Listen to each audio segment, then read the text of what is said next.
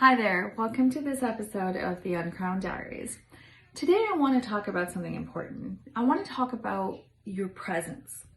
Now, when you first get into a pageant, whichever one it is, in my case it's Miss Universe Canada, the first time you're really going to get a glimpse of the other delegates is probably at your regionals. So regionals are usually held a little bit closer to the pageant date, meaning to say when things start to finalize, so maybe 2 months out from actual pageant time. And that's usually when you'll first get to meet some of the other delegates, usually in your region, not nationwide. And when this happens, you will notice that some of the girls that are at the pageant may already know the regional directors or different guests that are there, like the people who are brought in to help you learn how to walk or answer questions. There are different individuals that usually come out to these regionals. And at the time, it can get really daunting, especially if you see some of the girls that already have friends, they already know each other, or they already seem to have a great relationship with the regional director or the national directors or whoever's come out from the organizing committee. And then there will be others who just seem really vibrant and loud and out there. And I want to tell you, you don't have to be the loudest girl in the room. You don't need to be that. And there's been so many times through pageant history, and if you talk to some of the pageant girls who've gone through the circuit a couple of times, they will tell you that, you know, when we got to pageant week, there were certain contenders, top contenders, people everyone was talking about.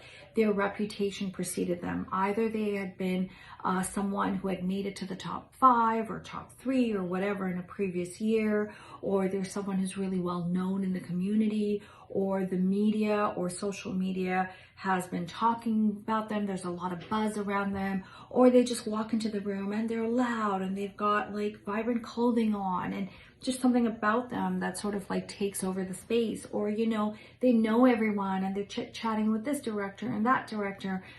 And then when it comes to the winner, out of the blue, there's this one little flower that just sort of blooms and takes over the place, and no one saw her coming.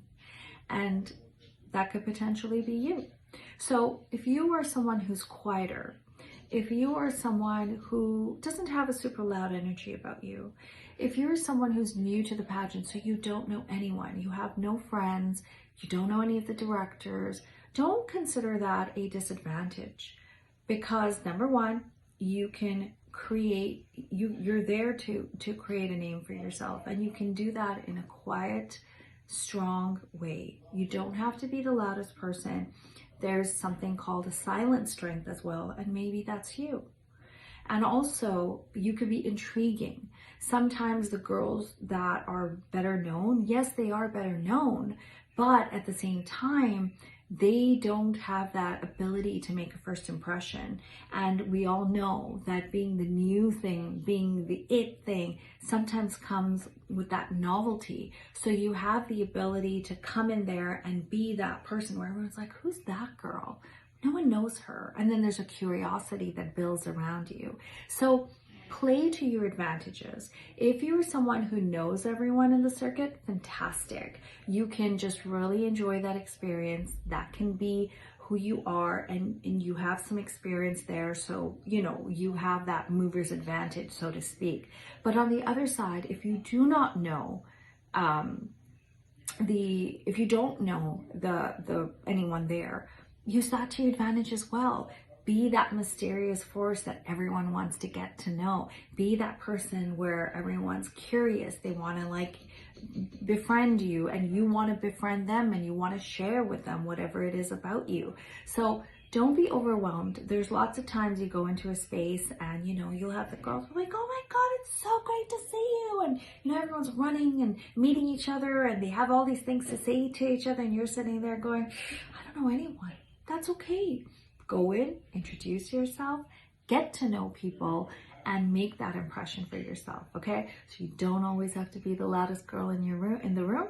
Lots of winners have not been the loudest girls in the room. They've been the newbies to the scene, and they've stolen the show. They've come out of nowhere, and they have just gotten that crown. So if that's you, play that to that advantage. Don't consider it as something that is points against you or something that, you know, someone else got the edge over you. No, everyone comes into this as it's an even playing field, and you can definitely create that buzz for yourself. Okay, so learn who you are as a candidate, learn what your advantages and disadvantages are. If you're looking at something as a disadvantage, re-look at that again and ask yourself, is it really a disadvantage?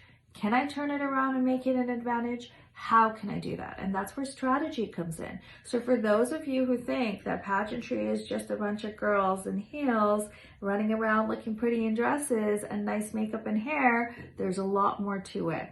You have to learn how to be strategic. You have to learn how to poise yourself and present yourself and create a brand. You are the brand. And I'll be talking about that, by the way, in another episode. But learn to play to your advantages. And this could be one of them.